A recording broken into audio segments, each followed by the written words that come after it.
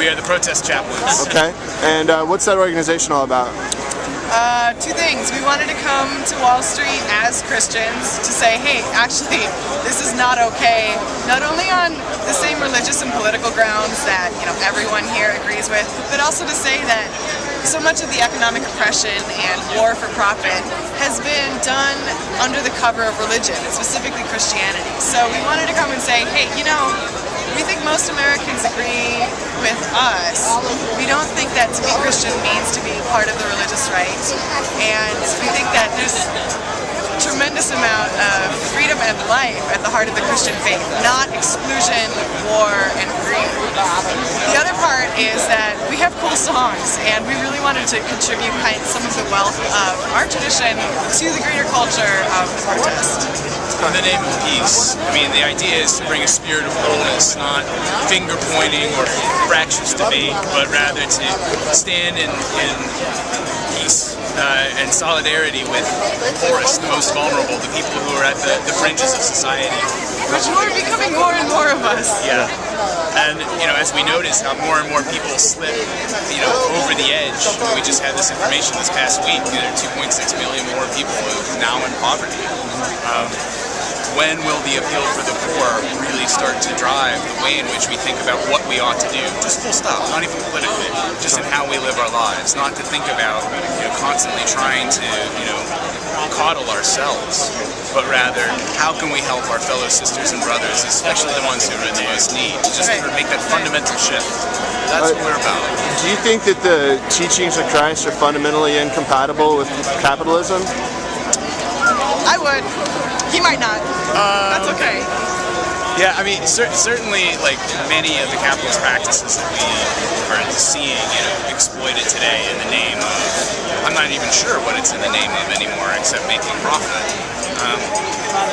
As to whether or not you could have a profit-making system, well, we're academics. We can talk about that quite a bit. But that's not what we're here to talk about today. Appreciate you for asking the question, though. Okay. Granted, a lot of it's the media's choice of who they put on TV, but 9 times out of 10, if not more, whenever I see anyone talking from a Christian standpoint on the television, it's very pro-capitalist, it's very anti-welfare.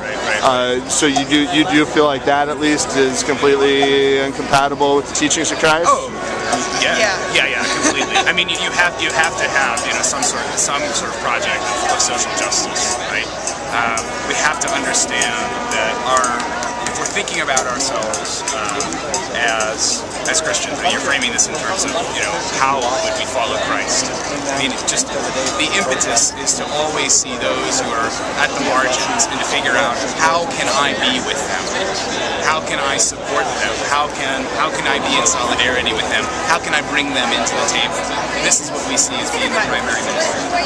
And we don't think Jesus came to give us more credit card offers that we can't afford, and Jesus didn't come so that we could all live indebted to the banks our whole lives, and Jesus didn't come to make the wealthy even wealthier than they are.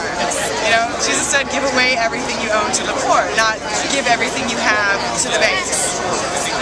I've been asking people today, what is it that you hope to accomplish today or over the next few weeks? I don't know if you guys are part of the occupation or if this is just a one-day thing for you guys, or...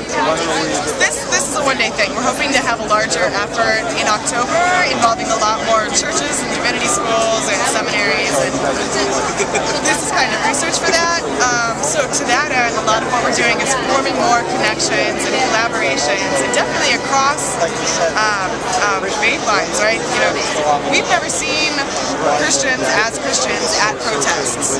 So it's time that sort of religious mainstream came out of the churches and got into the streets and formed these alliances with the people with whom we agree in every way, except maybe the particular language we use to talk about God and what's holy and what's sacred. But I think there's enough that's still real and shared here that these things need to happen. If you had one demand that could be met by all these people here, what would that demand be? No war in Christ's name. Love thy neighbor as thyself. Yes, perfect.